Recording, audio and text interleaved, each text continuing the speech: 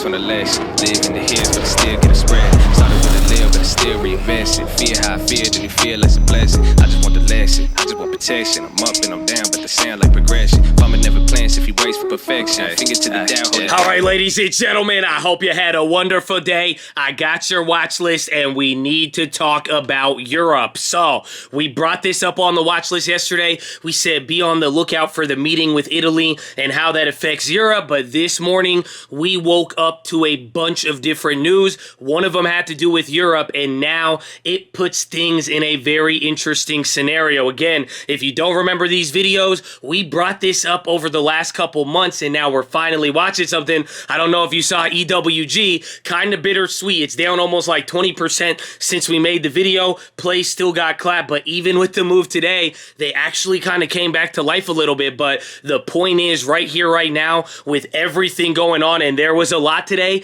Europe is very important. So I'm going to break that down for you, but Europe wasn't the only thing this morning. We saw a bunch of different stuff. It was a little bit lighter in the morning. We heard about China tariffs potentially being removed, so that was kind of bullish, but in the process, oil was getting absolutely clapped, and then you even had the dollar hit a new multi-year high, and I'm telling you, following alongside Europe and watching what we saw today, and the dollar hitting this high, it is very important. The dollar is literally at the same level of like March 24th, 2020, but that is where the dollar was when the whole entire global economy was shut down. So it was very big. We also, on top of all of it, had the yield curve inverted. We're going to discuss that again. We got another video on here if you haven't checked this out, but there was a lot today. Where we go from here is going to be important, and I don't know if you know, you got the Fed minutes tomorrow, and that's probably going to be a big catalyst. So we got a lot to talk about. I got the keys. I got the plays. We actually made a couple of plays. I even did another SPY butterfly, potentially $50 into 2,000 if we wanted to go bigger. It could provide a lot bigger there on the back end too, but we'll talk about that, and then we're just going to talk about what to expect for this week and what is going on with Europe and the world. So drop your thumbs up on the video, make sure you're subscribed, and if you don't know, we are live Monday through Friday, 30 minutes before open, youtube.com/the stock market, first link, baby. And we're back, baby, and I feel like this shirt, this Lending Tips got me this one. I feel like it's like, this is what today feel like with the dollar and then euro. Okay, I don't know, I'm getting into it, man. Shout out Uncle too, it'll remind me of the album. But anyways, right off the bat, let's get into the keys.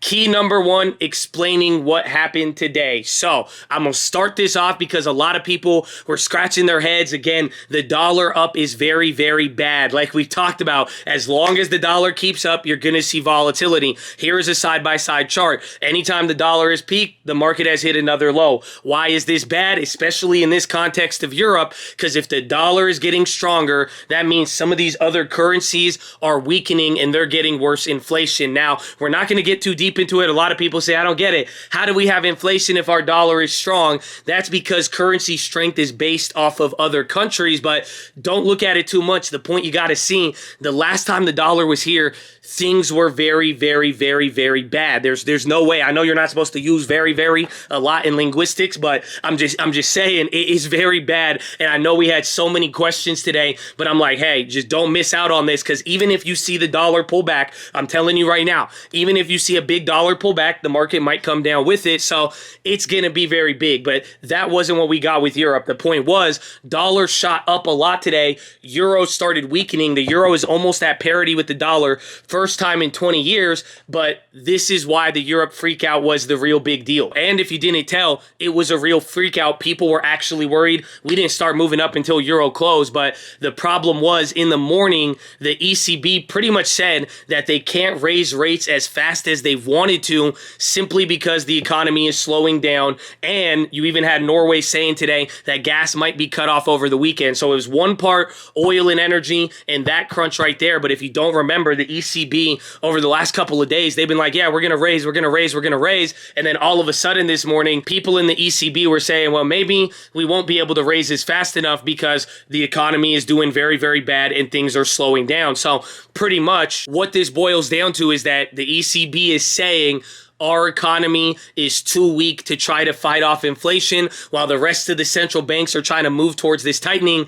They're not able to because their economy is borderline crashing. I don't know if that's dramatic to say that, but that was the real big thing. Again, the gas cutoff in Russia, that was part of it. But the point I'm trying to tell you now, Europe is definitely on notice in where things go from here. We're even going to get ECB minutes this week after the Fed. You're even going to hear about that Italy stuff. This could be very, very important. So that's the first part. Let's get into the second key now. And this is what a lot of people were asking. And it was, why are growth stocks running up today? And it's simply because the bond yields cooled off. Again, like we said, TLT goes down, that's worries about inflation. TLT goes up, that's worry about recession. And look at the last 5 days on TLT. That thing has been going up, and these recession talks have been getting more and more and more and more. And again, now with the dollar hitting a new high, yield curve inverting, and even Europe saying that recession is probably the reason why they can't start to raise rates right now, this is kind of showing you something. But the whole point is now, with yields kind of cooling off and coming down,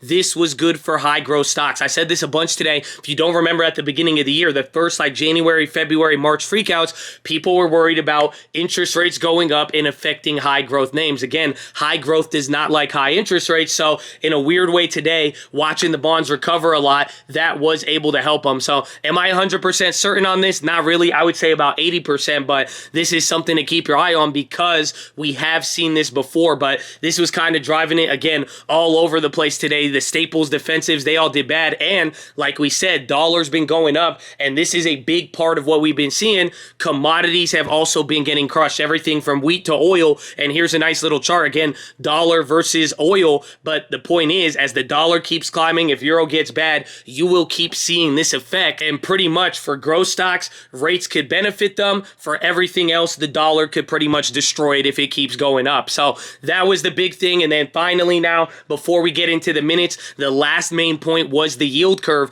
It was negative today. It inverted. You could go to CNBC and search the 2-year, 10-year spread. This is a main indicator I've been looking for, and this has inverted 3 times this year. Again, this video, we explain what to look at. Even in that video a couple months ago, I'm telling you, once this inverts, it has to stay inverted. And if it does stay inverted, unlike what we've seen this whole year, that will begin the shot clock for a recession in my mind. And pretty much, if it stays inverted for about 12 months, 12 to 18 months, I think we'll get a big move. There was someone on Bloomberg today, they said if it goes negative half a basis point, that might very well be the signal. But the point is, just like I've been saying with bonds and everything else, all of this stuff happened today, Europe and everything. But then on top of it, the yield curve going inverted, this is one of those early recession signals. So we kind of have an idea of how the market is feeling, and definitely keep that indicator on your watch list. But as far as tomorrow now, tomorrow is going to be the minutes, and it should have a big move, but I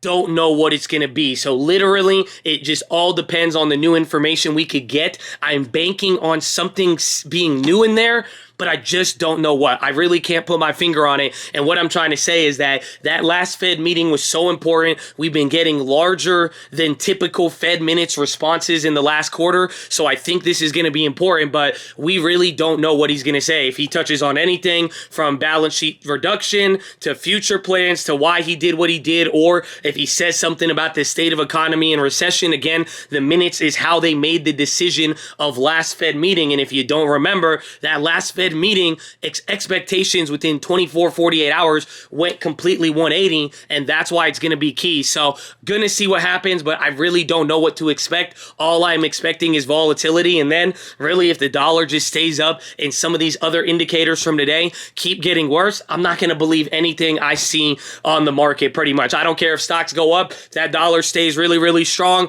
We see the yield curve, and again, just because the yield curve stays inverted doesn't mean stocks could go up, but mainly the dollar. And then if we get something new that is hawkish from the minutes, I'm going to take that as very bearish. So we will see what happens, but very straightforward. Again, watch Europe. The point is they are on watch now, whether it's European gas crunch all the way down to recession stopping their central bank. We're going to see. I'm going to monitor them. As far as everything else, it's going to be about Powell in the minutes tomorrow, and then we're going to see where we go. But let us get into the plays. So right off the bat, I got 3 different plays. I actually made a couple, but I'm excited. I got a good SPY butterfly, but let's start here with ASML. really like this one. I took a $30 lotto on the weekly for July 8th, spent about $35 and grabbed the 34 put. They were already very expensive, so be careful with that. But why I like this one, found out after the news came out, Ray Dalio has been building a short on them, and then there was news today that the government was kind of instructing them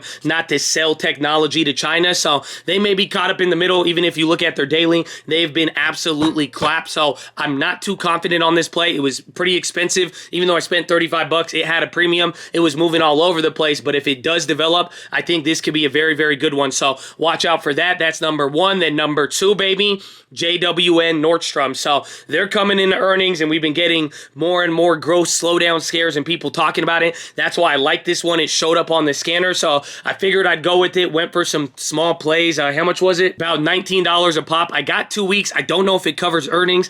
Probably would have been a lot better, but I got the $18 puts, and I grabbed them for 19 cents a pop. 3 of them at $60 total, but like I said, that one showed up on our option scanner. Unusual options that were being traded. It's related to retail. Earnings is coming up, and again, those dailies, the daily chart is just not looking too good, so I liked it. And then finally, baby, SPY weeklies. None of this is a recommendation. Be very careful, but I think both ways could be great on this. I only went with puts on this today. I grabbed a daily SPY put for 30 bucks. I lost out on that. Then I grabbed a 370 for $1.50 by the end of the week, and then I grabbed an August butterfly play. But pretty much, if we keep getting these 5+ point swings in a day, where the market's going from 380 down to 373, then back up to 382, that is a lot of dollar for dollar moves. And honestly, again, if we could be early on some plays and not really get the same reward like the EWG, I'm kind of liking these, but you just got to keep them small, and with the right volatility, you'll get it. And then just to add on top of all of this, I don't know if I'm making this clear, that dollar keeps getting stronger. It just does not make me bullish, and it makes me kind of think that we could kind of have a lot of flip-flop in volatility. So that's why I'm eyeing these. I also did do a butterfly today. We grabbed an August 19th butterfly. I bought the 367 puts, sold the 365, then bought the 363. Again, search the trading fraternity butterfly if you want to know this strategy. This play, 40 bucks, max reward is 2,000, but by August, we need the SPY to close around 365. Otherwise, anything above or below that, we lose. But these tight little range butterflies, instead of $20, they've been kind of good. So with the dollar up and doing that, that's pretty much all the plays that I did today as far as this SPY. And then I grabbed those 2 ASML and Nordstroms, but definitely going to be watching out for all those. As far as everything else, we took profit on Nutrila. Again, remember Nutella, Biotech, we brought this one up.